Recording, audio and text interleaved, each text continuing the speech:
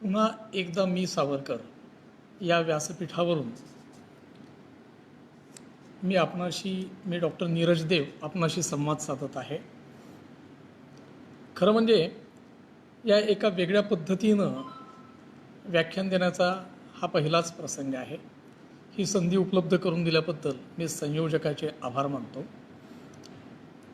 अध्यक्ष नितीन भारद्वाज हे प्रत्यक्ष श्रीकृष्ण असल्यामुळे हे ऑनलाईन कुठंतरी उपलब्ध आहेत. त्यांना अनुलक्षून मी माझ्या व्याख्यानाची सुरुवात करतो आहे. व्याख्यानाला सुरुवात करण्यापूर्वी एक 6 प्रश्न मी आपणास विचारणार आहे. त्या प्रश्नांची उत्तरं आपण मोजून ठेवायची आहेत. माझा पहिला प्रश्न आहे, धर्म हा समीक्षेचा विषय होऊ शकत नाही. जर तुमचं उत्तर हो असेल तर तुम्ही 1 मोजून ठेवायचा. प्रश्न दुसरा, आधुनिक विज्ञानाने लावलेले शोध आपल्याकडे वेदकाळात आधीच ठाऊक होते. आपलं जर उत्तर हो असेल तर आपण पुन्हा एकदा 1 आकडा मोजून ठेवायचा. म्हणजे ज्यांचे 2 उत्तर बरोबर आलेले असतील त्यांचं उत्तर 2 झालेलं आहे. ज्याप्रमाणे मुसलमान धर्मनिष्ठा बाळगून एकत्र होतात तसे हिंदूंनीही व्हायला पाहिजे.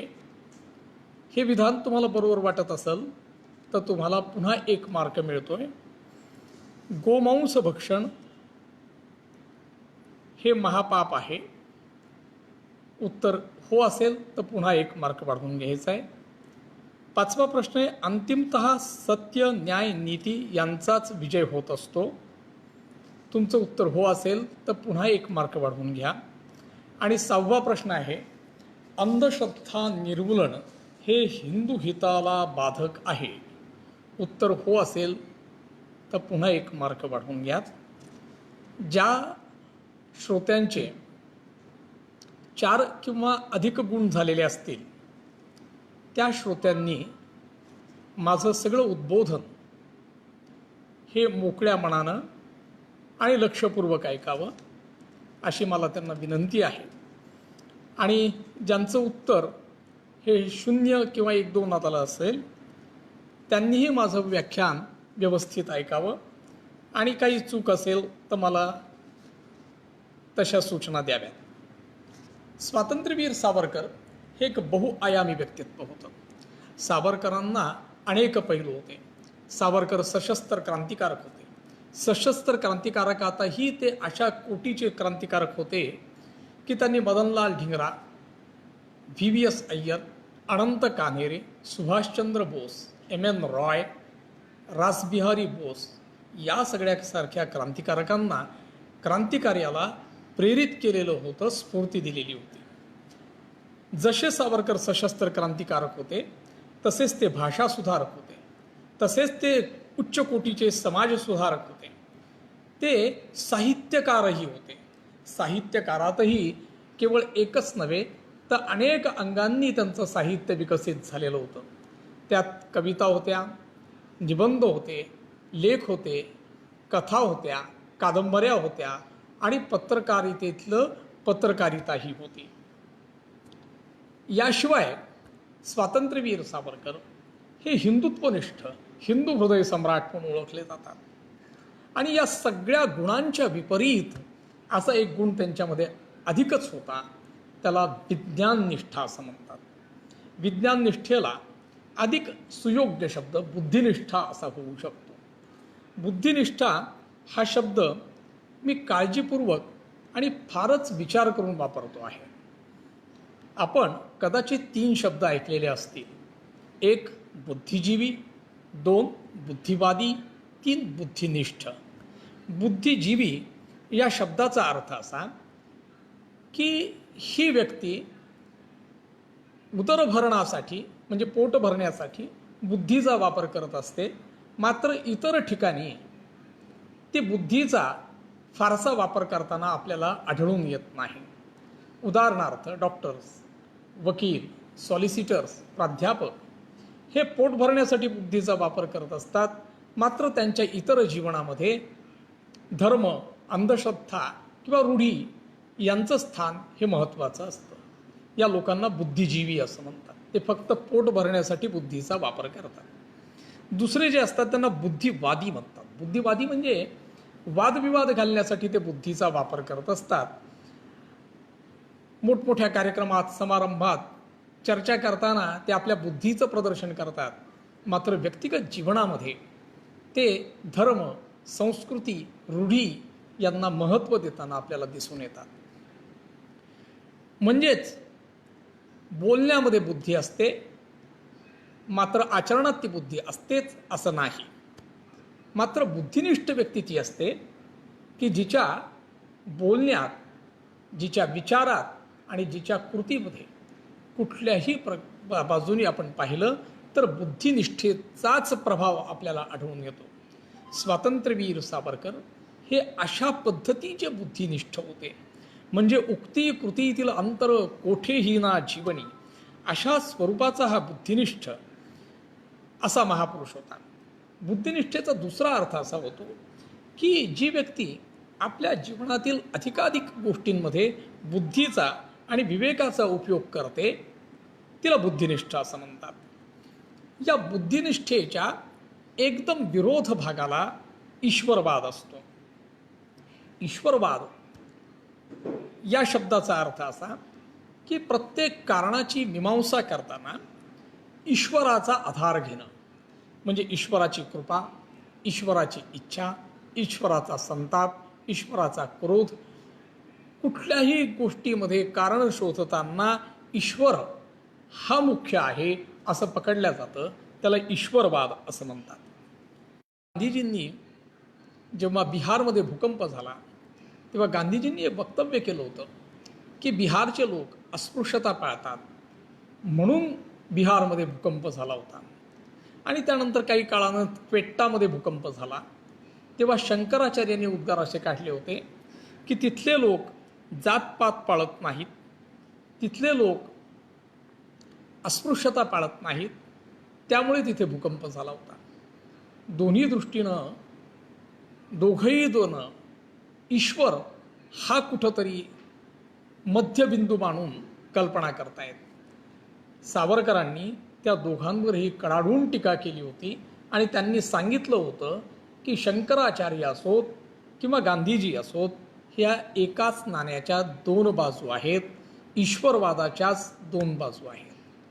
हा ईश्वरवाद सावरकरांना नको आहे आणि त्यामुळेच सावरकर बुद्धिनिष्ठेवर जोर मारतात. बुद्धिनिष्ठेवर जोर मारण्याचं महत्त्वाचं कारण असं की बुद्धिनिष्ठा 3 प्रकारच्या दकारांचा निराकरण करते. 3 प्रकारचे दकार संपवून टाकते.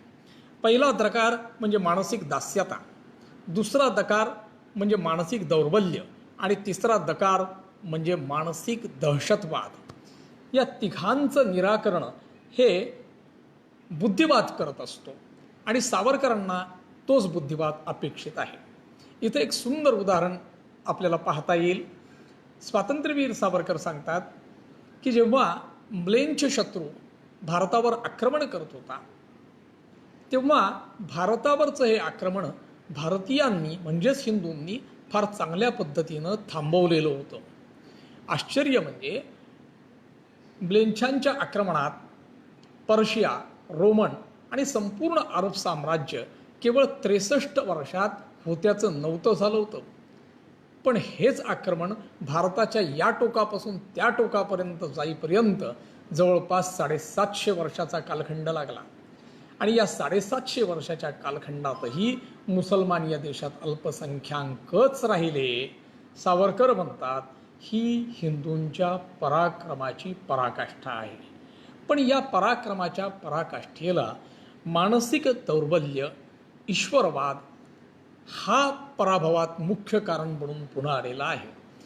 उदाहरणार्थ जेव्हा आक्रमक येथील देशावर आक्रमण करत तेव्हा ते गायीचे कळप पुढे पाठवत. गोहत्या होऊ नये म्हणून शूरवीर हिंदूवीर मागं हटत. जसं जसं ते मागं हटत तसं तसं गाईचे कळप हे पुढं घुसत आणि त्याच्या पाठोपाठ आक्रमकही पुढं घुसत. सावरकर फार सुंदर शब्दात टिप्पणी करतात. ते म्हणतात की गोहत्या घडू नये म्हणून पाठीमागं सरकता सरकता आम्ही गोहत्यारांनाच घरात घेतले.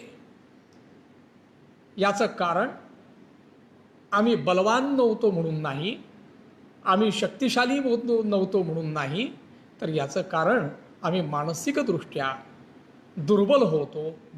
मानसिक दहशतवाद आमच्यामध्ये होता की गोहत्या घडली तर ब्रह्महत्येचं पाप घडेल, त्यापेक्षा आपण मागं सरकलेलं उत्तम, या मानसिक दहशतवादातून आपण हरलेलो आहोत. आणि त्यामुळेच या ईश्वरवादावर सावरकर जेथे सापडेल तेथे प्रहार करतात. सावरकर म्हणतात की कोणताही धर्मग्रंथ, मी पहिलाच प्रश्न विचारला होता की धर्मचिकित्सेचा किंवा समीक्षेचा विषय होतो का? होत नाही. ज्यांनी हो म्हटलं असेल त्यांना हा एक धक्का आहे. सावरकर म्हणतात की कोणताही धर्मग्रंथ आम्ही ईश्वरीय मानत नाही, कोणताही धर्मग्रंथ आम्ही त्रिकालाबाधित मानत नाही, कोणताही धर्मग्रंथ आम्ही अपरिवर्तनीय मानत नाही. प्रत्येक धर्मग्रंथ हा आम्ही मनुष्यकृत म्हणजेच मनुष्याने लिहिलेला मानतो. आणि तो मनुष्यकृत मनुष्याने लिहिलेला असल्यामुळेच तो परिवर्तनीय आहे. या धर्मग्रंथाचं काम काल काय झालं होतं हे सांगण्याचं आहे, आज काय करायचं हे सांगण्याचं नाही, आणि उद्या काय करायचं हे सांगण्याचं तर अजिबातच नाही. आणि त्यामुळेच सावरकर सांगतात की कोणताही धर्मग्रंथ वाचण्याची सर्वात उत्तम पद्धती ही अथश्रीपासून नसून इतश्रीपासून असते. इतिश्री म्हणजे जेथे धर्मग्रंथ संपतो त्या जागेपासून. सावरकर सांगतात या धर्मग्रंथांचं आजचं सर्वात उत्तम स्थान हे कपाट आहे, आणि त्या कपाटामध्ये हे धर्मग्रंथ जाऊ दिले पाहिजे. बोलता बोलता सावरकर एक प्रश्न विचारतात की कुराण हे 1400 वर्ष जुनं आहे, म्हणजे कुराण मानणारे हे 1400 वर्ष मागासलेले आहेत. त्याच न्यायाने पाहू जाता बायबल मानणारे हे 2100 वर्ष जुने आहेत, म्हणजेच 2100 वर्ष मागासलेले आहेत. तर वेद मानणारे तुम्ही आम्ही हिंदू हे वेद जर 5000 वर्ष जुने असाल तर 5000 वर्ष मागासलेले आहोत. जगाचा विकास जेव्हा सावरकरांनी हे ग्रंथ लिहिले तेव्हा 1936 चाललेलं होतं. सावरकर म्हणतात युरोपमध्ये आज प्रगतीचा 1936 चालू आहे, तर आमच्याकडे प्रगतीचा 1736 चालू आहे. ह्या पद्धतीनं ते धर्मग्रंथांवर प्रहार करतात. दुसरं प्रहार करण्याची त्यांना जागा सापडते ती म्हणजे गाय. गाय ही हिंदू मात्रांसाठी अतिशय पवित्र मानली जाते. अगदी आजच्या काळात सुद्धा गोहत्या रोखण्यासाठी हिंदू पुढं सरकत असलेला आपल्याला दिसतो. इतकेच नव्हे तर आजच्या काळातील कितीतरी साधू संत धेनुर्यस्य महामाता सवै हिंदू हृदय स्मृतः अशा पद्धतीनं व्याख्या करताना सापडतात. यावर सावरकरांचे प्रश्न फारच बोलके आणि विचार करायला लावणारे आहेत. सावरकर प्रश्न विचारतात, कुत्री कोणाची आई आहे? मला वाटतं बहुतेक श्रोत्यांच्या मनात लगेच उत्तर आलं असेल कुत्र्याची. सिंहीण कोणाची आई आहे? लगेच मनात उत्तर आलं असेल सिंहाच्या छाव्याची. घोडीण कोणाची आई आहे? लगेच उत्तर आलं असेल घोड्याची. मग सावरकर याच तालावर विचारतात की गाय कोणाची आई आहे? उत्तर आहे बैलाची. हिंदूची तर नक्कीच नाही. याही पुढे जाऊन सावरकर म्हणतात की ती आई तर नाही आणि देवता तर नाहीच नाही. गाय देवता असेल तर ती गाढवाची, माणसाची नक्कीच नाही. यावर कितीतरी लोक सावरकरांना म्हणतात की स्वातंत्र्यवीर सावरकर, अमेरिकन लोकसुद्धा गाईला आताशात माता मानू लागले आहेत. सावरकर म्हणतात कदाचित मानतही असतील, पण अमेरिकेमध्ये पागलखाने नाहीत का? म्हणून अमेरिकेनं मांडलं म्हणजे आपण मांडलंच पाहिजे असं काही नाही आहे. गायीवर आघात करत असताना सावरकरांच्या डोळ्यासमोर दोन गोष्टी होत्या. एक, तुमच्या बुद्धीची आणि तर्कशक्तीचे डोळे उघडले पाहिजेत, आणि दोन, गाय आणि गो हत्या या गोष्टीला धरून तुमच्या मनामध्ये जी मानसिक दहशत बसलेली आहे, जी युगानुयुग बसलेली आहे, ती कशी कमी करता येईल, ह्यासाठी सावरकर एक प्रश्न विचारतात की गोमांस भक्षण करायला काय हरकत आहे. तेव्हा 1927 ते 36च्या दरम्यान विचारलेल्या या प्रश्नावर प्रचंड खळबळ उडाली आणि लोक तुम्ही असं कसं काय बोलता या पद्धतीनं सावरकरांना विचारू लागले होते. आणि मग हळूहळू काही विचारवंत या पद्धतीवर आले की सावरकर तुम्ही असं कसं काय बोलता, गाय हे एक राष्ट्रीय धन आहे. तेव्हा सावरकर त्यांना म्हणाले की मग अमेरिकेतल्या गायीचं गोमांस भक्षण करायला काहीच हरकत नाही. या सगळ्या मागं एकच दृष्टिकोन होता, हिंदूंमध्ये गाय या विषयाला धरून बसलेली दास्यता, दुर्बलता आणि दहशतवाद हा संपूर्णपणे मिटावा. आणि त्यासाठीच ते सांगतात, गोमातेस नव्हे नरसिंहास पूजावे शौर्यशील होण्यास, मानबिंदून मानावे पशुस नरोत्तम हो. या गोष्टी आपण आपल्या डोक्यात पक्क्या ठेवल्या पाहिजे.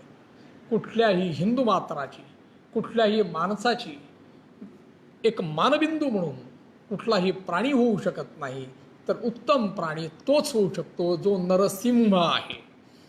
आणि ह्या पाठोपाठ सावरकर यंत्राचं महत्त्व वर्णन करतात.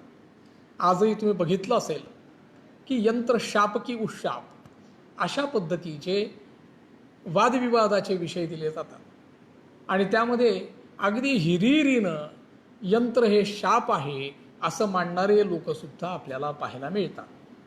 त्याच पद्धतीनं यंत्र हे वरदान आहे असंही मानणारे काही लोक आपल्याला पाहायला मिळतात. सावरकर सांगतात की यंत्र शाप की वरदान, यंत्र वापरायचं का वापरायचं नाही हा प्रश्नच नाही. जगामध्ये माणसानं जेव्हा पहिला दगड उचलला असेल कोणाला मारण्यासाठी, तेव्हा दगड हे पहिलं यंत्र होतं. तुम्ही म्हणाल की चरखा हे यंत्र नाही, तर सावरकर म्हणतील चरखा हे सुद्धा यंत्र आहे आणि हातमागाचं मशीन हे सुद्धा यंत्र आहे. प्रश्न फक्त एवढाच आहे की यंत्र मागास वापरायचं का यंत्र अद्यावत वापरायचं. सावरकर म्हणतात, विज्ञानानं यंत्र नावाचं वरदान माणसाला दिलेलं आहे. या यंत्रानं चमत्कार घडवले. पुराण आणि कुराणाच्या साधू महर्षींनी आणि पैगंबरांनी सुद्धा जगाला जे जे वरदान दिले नाहीत ते वरदान विज्ञानानं या यंत्राच्या रूपानं आपल्यापर्यंत दिलेले आहेत. सावरकर म्हणतात, दूरदर्शन, दूरवाणी ह्या गोष्टी पूर्वीच्या काळी क्वचित काही लोकांना सिद्धी म्हणून प्राप्त होत, पण आज ह्याच गोष्टी यंत्रामुळं सहज शक्य झालेल्या आहेत आणि प्रत्येकाजवळ त्या पोहोचलेल्या आहेत. आज ज्या माध्यमातून मी तुमच्याशी बोलतोय आणि ज्या माध्यमातून तुम्ही मला ऐकताय, ते यंत्र हे कुठल्याही धर्मग्रंथानं किंवा कुठल्याही साधुसंतानं दिलेलं नसून ते विज्ञानानं दिलेलं वरदान आहे.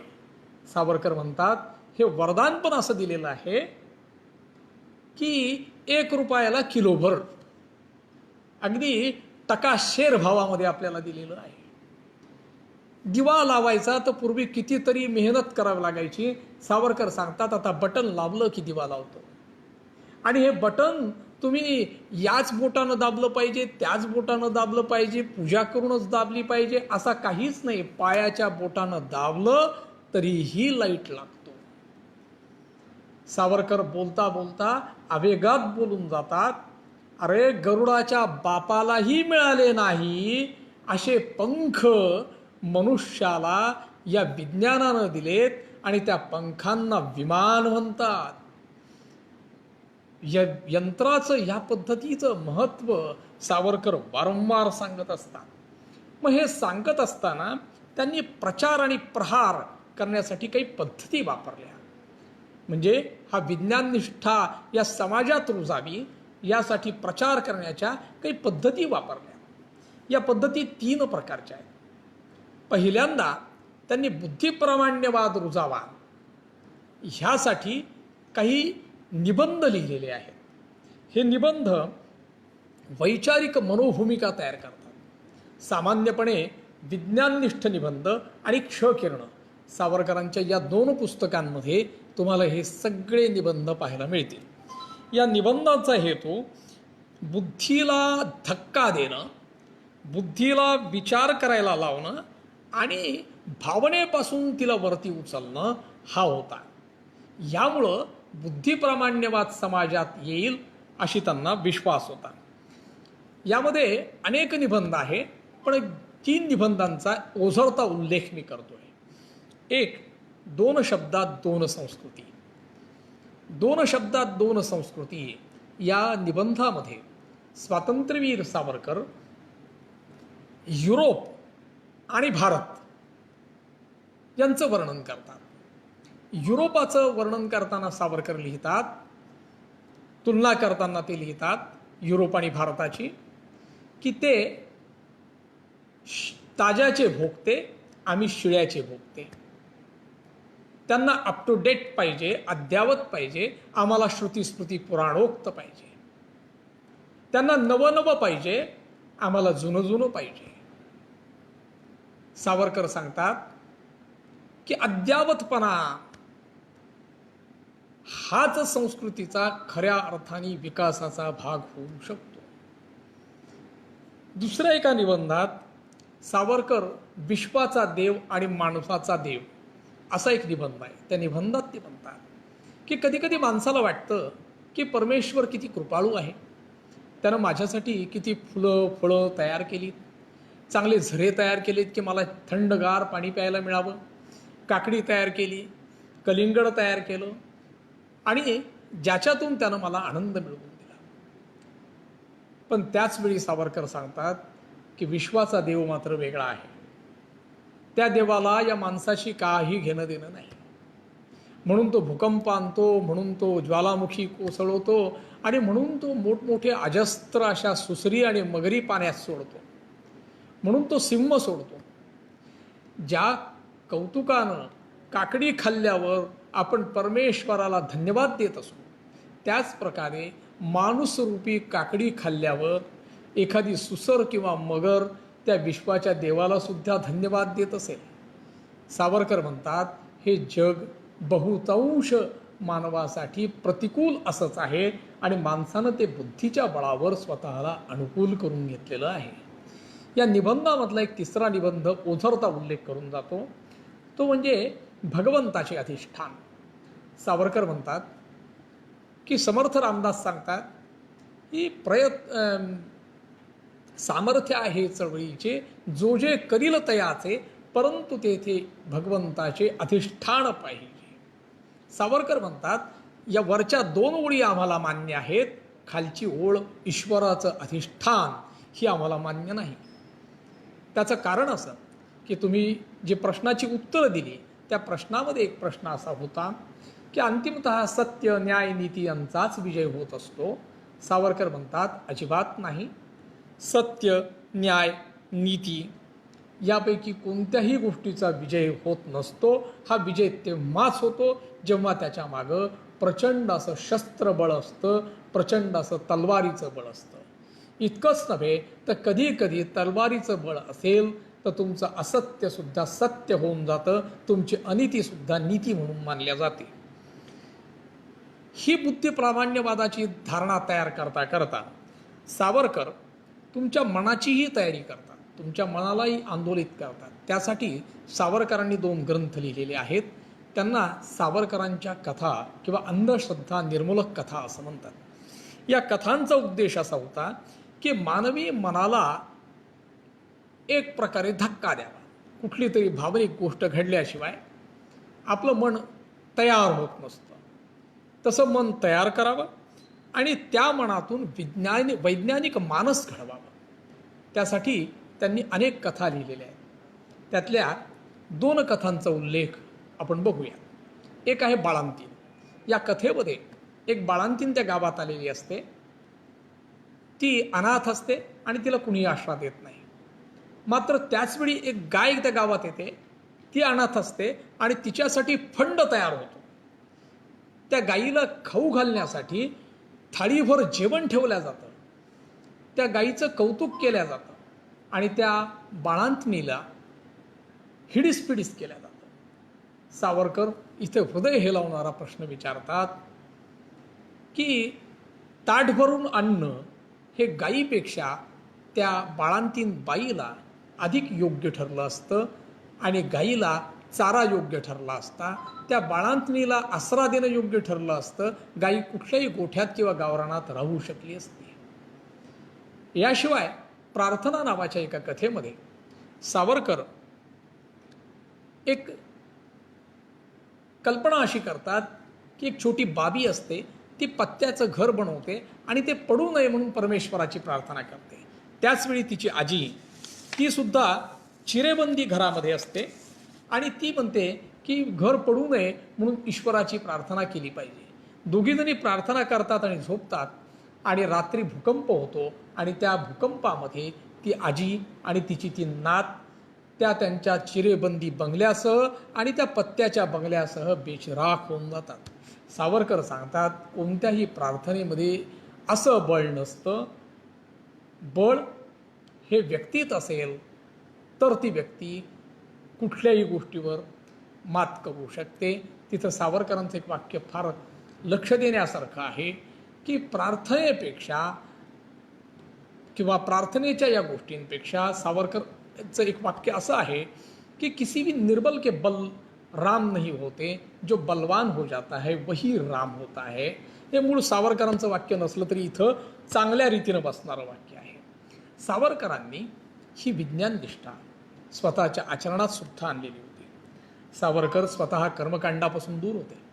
13 लक्ष शब्द आणि 10,000 पृष्ठाच्या वाङ्मयात हिंदुत्ववादी सावरकरांनी एकाही हिंदू धर्मग्रंथावर भाष्य केल्याचं आपल्याला दिसत नाही. हे भाष्य टिळकांनी केलंय, गांधींनी केलंय. इवन दो ज्यांना धर्म मान्य नाही त्या आंबेडकरांनी सुद्धा धर्मग्रंथावर भाष्य केलेलं आहे. मात्र हिंदुत्ववादी सावरकरांनी कुठल्याही धर्मग्रंथावर भाष्य केलेलं नाही. ही सगळी बुद्धिनिष्ठा जोपासत असतानाही बुद्धिनिष्ठेला काहीतरी सीमा असू द्याव्या लागतात हे सावरकरांना माहीत होतं. 100% 100% बुद्धिनिष्ठ होता येत नाही हे त्यांना ठाऊक होतं आणि म्हणूनच त्यांनी त्यांच्या बुद्धिनिष्ठेला उपयुक्ततावादाची एक किनार आणि सीमा बांधून ठेवलेली होती. त्या उपयुक्ततावादाचं मूळ बिंदू हिंदू हित आणि राष्ट्रहित हाच होता. त्या बिंदूच्या भोवती सावरकरांचा बुद्धिवाद हा फिरत असतो. सावरकरांच्या हा बुद्धिवाद आणि ही विज्ञाननिष्ठा पाहून धनंजय कीर सावरकरांचे चरित्रकार सावरकरांना विज्ञानेश्वर म्हणतात. पुग सहस्त्रबुद्धे सावरकरांना इहवादाचा आचार्य म्हणतात आणि गवा बेहरे सावरकरांना पाखंडी आणि नास्तिक म्हणतात. जाता जाता एक गोष्ट 38 साली एका कार्यक्रमात एका व्याख्यानात सावरकरांच्या सोबत सका पाटील होते, काँग्रेसचे नेते. सका पाटील म्हणाले 1908चे सावरकर आम्हाला मान्य आहेत, 1937चे आजचे सावरकर आम्हाला मान्य नाही. उत्तर देताना सावरकर म्हणाले मला खूप आनंद वाटला की 1908चा 30 वर्षापूर्वीचा सावरकर 1938मध्ये सका पाटलांना मान्य झाला. काही हरकत नाही. 1938चा सावरकर 1968 साली सका पाटलांना मान्य होईल. तोपर्यंत वाट पाहण्याची माझी तयारी आहे. 1938चा तो हिंदुत्ववादी सावरकर आज या देशाला मान्य झालेला आहे. आज या देशाचा राष्ट्रपती, या देशाचा पंतप्रधान, या देशाचा गृहमंत्री सावरकरांच्या त्या हिंदुत्वाच्या कक्षेतलाच आहे. मात्र 1927 सालचा विज्ञाननिष्ठ सावरकर अजूनही या समाजाला मान्य झालेला नाही. जी प्रश्न मी विचारले होते ज्यांचे उत्तर हो आले त्यांना तर हे चटकन पटलेलं असेलच. हा 1927चा सावरकर कदाचित 2127 मध्ये भारताला किंवा हिंदुस्थानला मान्य होईल आणि तोपर्यंत वाट पाहण्याची सावरकरांची नक्कीच क्षमता आहे आणि तोपर्यंत सावरकर नक्कीच जिवंत राहणार आहेत, प्रासंगिक राहणार आहेत. धन्यवाद.